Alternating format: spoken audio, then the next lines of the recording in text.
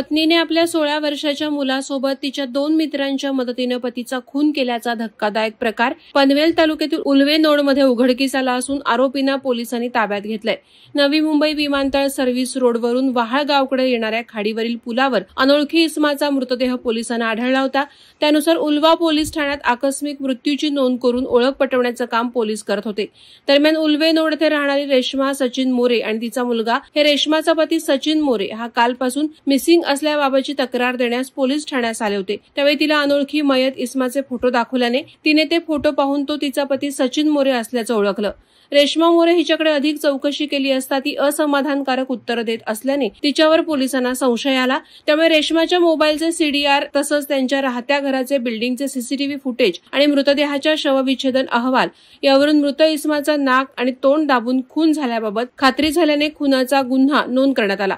त्यानंतर पुढील तपास केला असता रेश्मा मोरे यांनी तिचा पती सचिन मोरे याच्याकडून मानसिक आणि शारीरिक त्रास देत असल्याने त्यास घटस्फोट देण्यास सांगितलं होतं, परंतु पतीने घटस्फोट देण्यास नकार दिल्यानं त्यांनी पतीला जीवेठार मारण्याचं ठरवलं।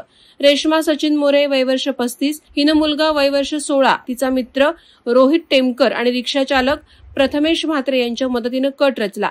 रोहित टेमकरनं नशेच्या गोळ्या सचिन मोरेला कारल्याच्या ज्यूसमध्ये टाकून प्यायला दिल्या। सचिन मोरे नशेच्या गुंगीमध्ये असताना त्याला हॉस्पिटलमध्ये घेऊन जाण्याच्या बहाण्यानं आरोपी रिक्षा चालक प्रथमेश म्हात्रेच्या रिक्षामध्ये पत्नी मुलगा यांनी सचिन मोरे यांना रिक्षात बसवून Shagun Chowk Ulwe DY Patil hospital Nerul Kalamboli MGM hospital Kamothe Uran JNPT परिसर इत्यादी भागात फिरवून जासई येथील शिवाजी महाराजांच्या पुतळ्याजवळ रिक्षा थांबवून रेश्मा मोरे हिने सचिन मोरे याचा ओढणीनं गळा आवळून खून केला आणि त्याला पुढे एखाद्या वाहनाखाली फेकून देऊन अपघात झाल्याचं दाखवावं अशा उद्देशानं पुढे रिक्षा चालवत घेऊन जात होते।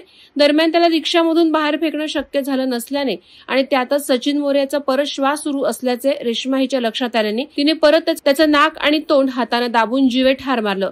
त्यानंतर वाहाळ खाडीवरील ब्रिजवर मुलगा आणि रिक्षाचालक प्रथमेश म्हात्रेच्या मदतीनं सचिन मोरे याला फेकून दिलं। या गुन्ह्यातील मुलगा 16 वर्षाचा असल्यानं त्याला बाल न्यायालयासमोर हजर केलंय।